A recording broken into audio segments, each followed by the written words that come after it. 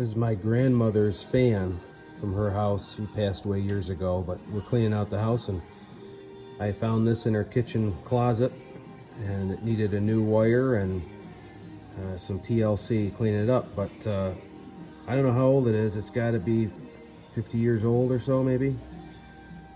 Vornado brand, which I think is still out there, but of course it looks a lot different. And I don't know if I think my grandpa had been in there and rewired this thing once before. It's got a 2-speed switch, so that's high. And that's low.